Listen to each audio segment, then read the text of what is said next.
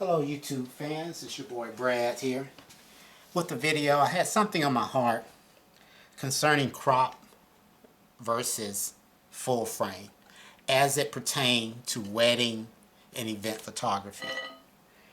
Event photography, of course, weddings is that. The thing I want to kind of hit is that what lenses should you use to get the same field of view? On a crop sensor camera, I'm just going to use this lens as an example. This is a Takina 11 to 16 millimeter f2.8. Pretty wide lens. But this lens on a crop sensor camera does not have a field of view of 11 to 16 millimeters. This lens is about 16 to 24 millimeters. So you always have to think of the crop factor. The reason I'm showing this lens first because I want to get to, and well, let me hit this one too. This is the Sigma 7200. Realize on a crop camera, the field of view of this lens is not 70 to 200. It is somewhere around 105 to 300 millimeters. Okay, now let me get over to this. And this is the whole point of this video. You hear about the wedding combo, again, the 24 to 70, the 70 to 200. But if you're shooting crop on a crop camera, these are D500s, whether you're using D7100, 7200, 73, I don't know where they are, D5000, 3000 series, if you're into that, or anything with a crop sensor. You're not full frame.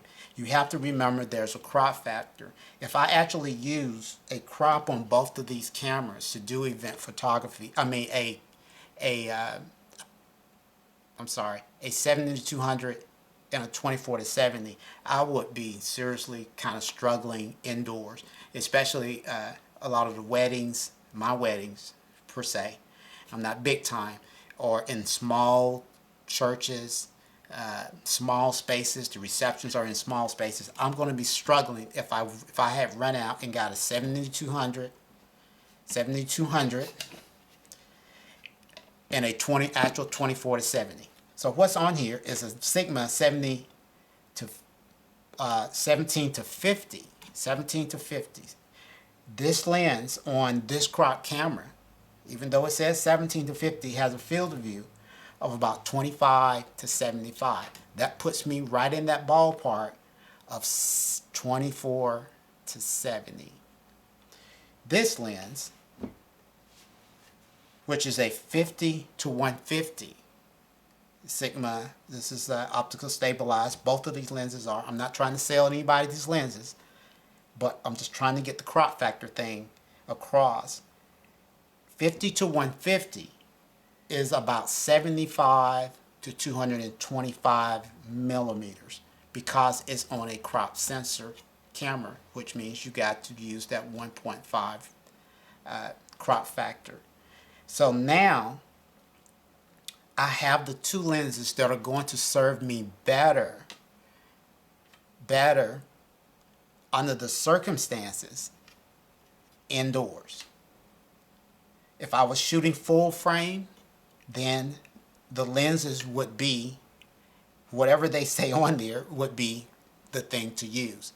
But since I don't use and I don't plan on going to full frame, and I have nothing against full frame, just shoot whatever you like and you love and what works for you. I'm just trying to show anyone new out there that's coming into the, whether you're a hobbyist or whether you're going professional, that using a crop sensor camera, that you got to remember the crop factor, because if you don't take the crop factor in consideration, you're going to be struggling. I do want an actual 24 to 70, but I want that lens for in case I just want to do something different and I just want one lens. It's not going to be wide on the 24 end.